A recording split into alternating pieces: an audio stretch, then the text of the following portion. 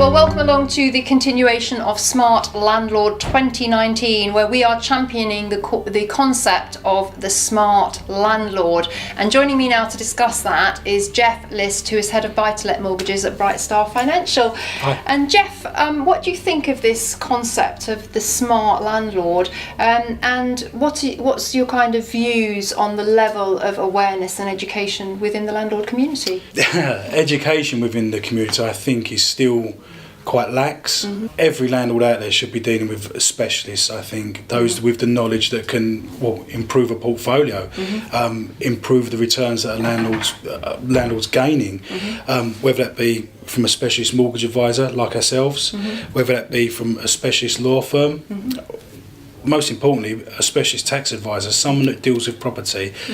There's a number of everyday accountants out there that deal with accountancy, but whether they can speak about specialist tax advice is a different thing. Indeed, and we were talking off camera and you said something that really resonated with me. You said a lot of landlords you come across are either ill-informed or ill-advised. Absolutely. And that creates very significant risk for that landlord going forwards. Huge risks. Whether they look at the property types they're looking at, are they aware of HMOs, how they work, what regulations are required in the background, EPC ratings, are they aware that there's products out there whereby a property could be purchased at undervalue because of a low performing EPC, small amounts of works completed, and then to go from being on bridging finance to a buy-to-let contract, lowish rates.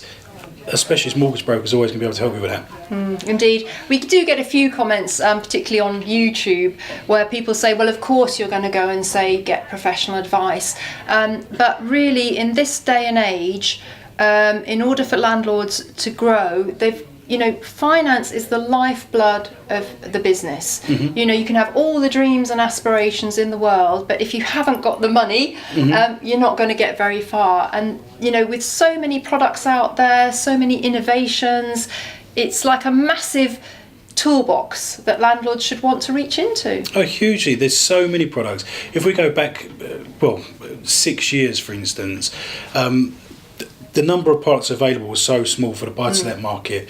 Everything was 75% LTV driven, so everyone had to have a 25% deposit. Since that point in time, yes, we've gone through the regulation piece. Now a specialist advisor and a specialist tax consultant is going to know exactly how it sits within the PRA, what impact you're going to have on your rental income,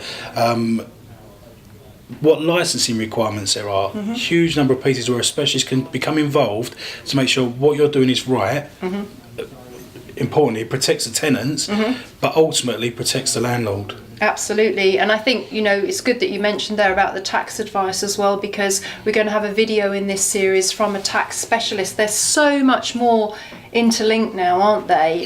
The tax advisor and the mortgage broker, and landlords, determining how they're going to structure their property holdings. They need to be having these conversations. Long gone are the days whereby a landlord's not going to be able to declare income from revenue, from the earnings of rental property.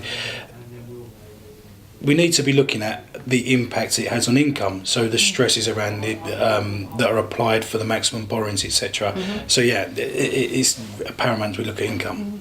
Now we're going to be running a video series with Brightstar in February, which is going to highlight a product that Brightstar are very excited about. I think we should just mention it now because it involves bridging finance. Tell us a little bit about this product. Our members will see it advertised on the mobile platform. Okay, so it's a bridge to let product or a refurb to let product. It's designed for those that are looking to do non-structural light refurbishment projects. So whether that be decoration, new kitchen, new bathroom, more so geared to those with the low EPC ratings, somewhere where a conventional buy-to-let mortgage isn't going to work, so an F and a G EPC rating. Works are done, flipped onto the buy-to-let product, all under one roof. And it's specifically to go to term and hold, not to sell on. Absolutely, yeah. It's designed for those that are keeping to let. Well, that sounds like a really useful product, particularly with the EPC issue. And again, I think there's a lack of awareness from landlords about that. Yeah, there still is, absolutely. I mean, we're now seeing lenders that ask for a copy of the EPC rating before a valuation is even instructed. We like to do it ourselves on occasion just to make sure that we're not wasting client funds on a remortgage, or we're going down a valuation route knowing that it's going to come back as an F and a G. It's a requirement, it's a government requirement, it's a legal requirement.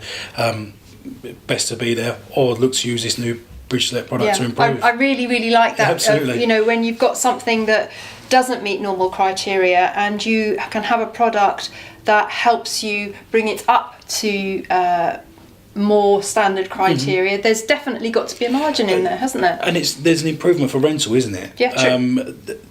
A client who's going into a place with or a tenant, sorry, who's going into a new property with new windows, newly lagged, etc., that's improving the EPC rating, surely it's only going to be beneficial on the rent. Yeah, very, very good point. And particularly in times when, you know, we're hearing of landlords competing for tenants and there's uncertainty in the market, I think it's very important that landlords have a top quality product, and this precise product helps support them in that. Oh yeah, definitely. I mean, even if it's down to minimal decoration, you have the ability there to purchase or remortgage with the product, practically raising the funds for the works to be completed when you're taking out with a buy-to-let. Yeah, I think just going back onto the EPC as well, it does have more impact than perhaps landlords realise, because my understanding, and please correct me if I'm wrong, is that lenders will look at the EPC across the entire portfolio to make sure that they're all up to standard as part of their due diligence.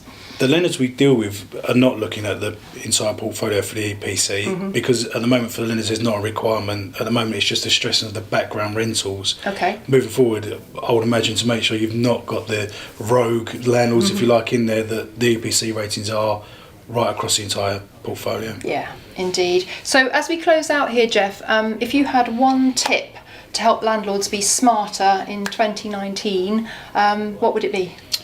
Don't be scared to seek the advice from a specialist mortgage broker, from a tax consultant or a lawyer, someone who's a specialist within property. Yeah, and I totally agree. Landlords tend to balk at spending money for professional advice, but in this day and age, we're most definitely saying that it is worth it to create a sustainable portfolio, and you'll probably end up actually saving money in the long run through efficiencies. Absolutely. Brilliant. Without a doubt. Fantastic. Well, thank you very much for joining me here. We'll be looking forward to the Brightstar series in February. And if you are watching this video on our YouTube channel, I would like to invite you across to propertytribes.com. That is where all our discussions are hosted. So hope to see you over there. Thank you very much for watching, and thank you to you as well, and Brightstar. Thanks, Jeff.